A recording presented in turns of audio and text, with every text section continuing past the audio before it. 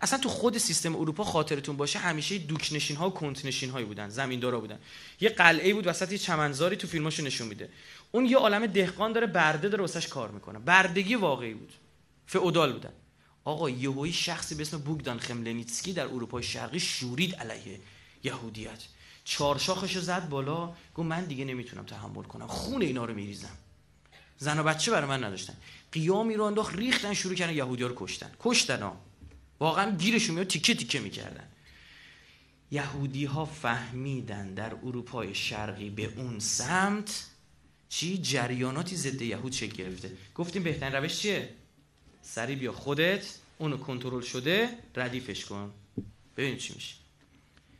آقا نهایتا این منجر به این میشه که مارکسیسم شکل میگیره، از دل اون کمونیسم به وجود میاد. مارکسیسم کمونیسم با هم تفاوت داره به لحاظ مفهومی. وقت نیست رو توضیح بدیم که کمونهای اولیه چی بود که بنده از تو تورات برای شما کمونهای اولیه رو بیرون میکشم که اینا بر مبنای تورات اینا رو ساختن.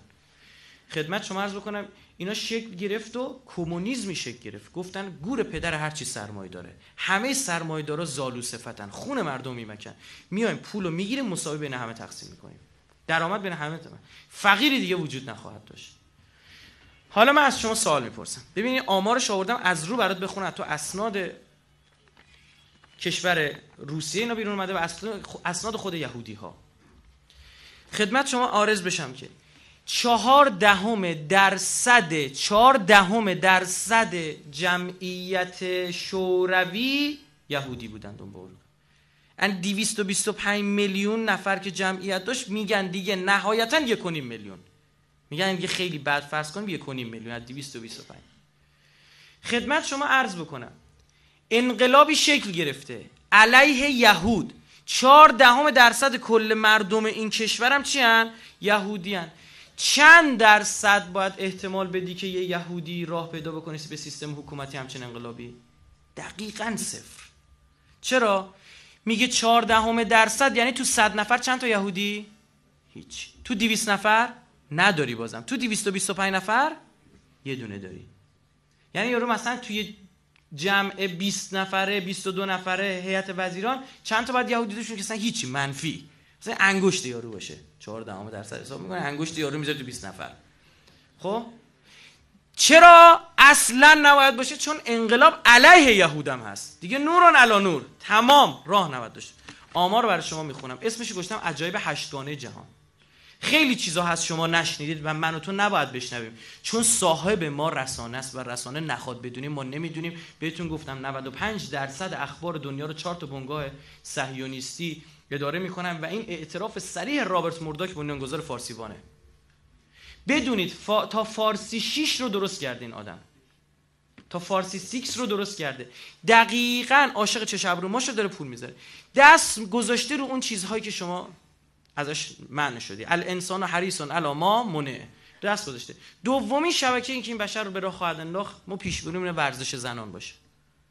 دقیقاً یعنی اون چیزی که تو ازش منع شدی. بنیان خانواده داره از هم میپاشه. یعنی بدانند مردان که در این سریال ها نشستن روانشناسای بزرگی و دانشگاه‌های بزرگی مملکت بررسی کردن، بدانند که اولین چیزی که در این سریال ها به وجود میل زن متأهل به ارتباط با مرد دیگره. یعنی طرف داره دودمان خانواده‌اش از دست میده. متاسفانه تو کشور خودمون زمانی که امثال فارسیوان راه افتاد، بدانید عده خوشحال بودن، میگفتن که چی؟ مردم دیگه اخبار سیاسی گوش نمی‌کنن، به BBC پرشن گوش میشن، سریال گوش میکنن.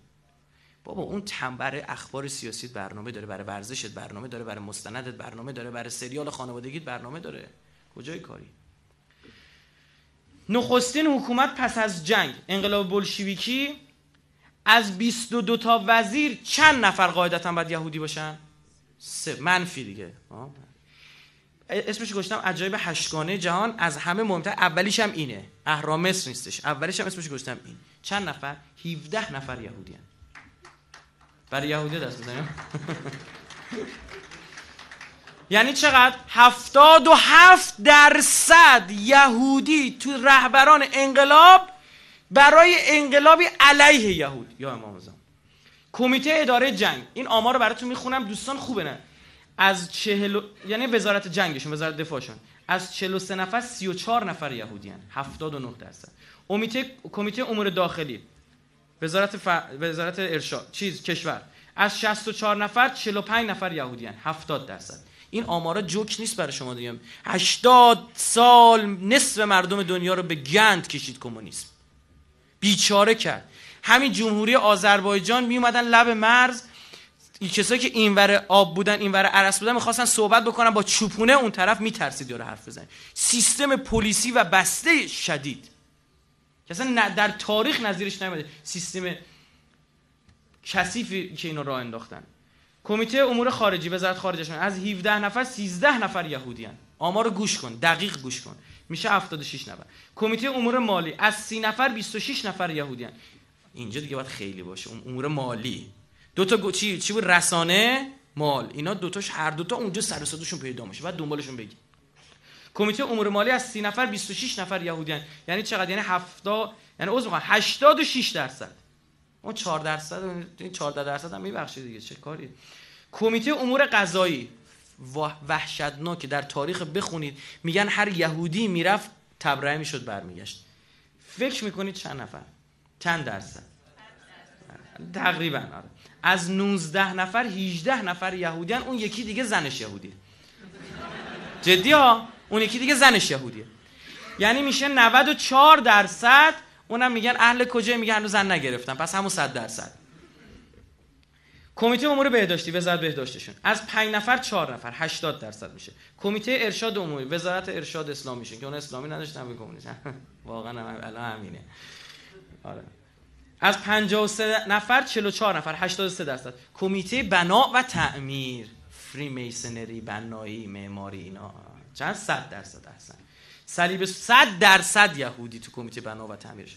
صلیب سرخ روسی 100%. اداره ایالات از 23 نفر 12 نفر 52%. امور روزنامه نگاری چی اومد؟ رسانه اومد 97%. از 42 نفر 41 نفر. اون یکی زنشو پیدا نکرده، اینم قطعا شک نکنید یهودیه. کمیته اصلا راه نمیدادن. الان تو اینجا من به شما میگم 70% مثلا از 30 نفر 26 نفر شک نکنید حداقل تو 4 نفر یکی دو تاشون با زن یهودی رو جذب کرده بودن. اصلا راه نمیده طرف بیاد. مگه میشه یه نفر یه غیر این بیاد؟ امکان نداره، غیر ممکنه. کمیته رسیدگی با امور کارمندان از 7 نفر 5 نفر 71%. کمیته تحقیق در مورد کشته شدن قیصر. ای داد بیداد، آدم میسوزه. خود اینا قیصر رو کشتن. قیصر مقتول نقشه خود یهودیاست. خود اینا قیصر رو کشتن، اومدن واسش چی؟ دادگاه هم راه انداختن. دقیقاً مثل مرگ رفیق حریری در لبنان.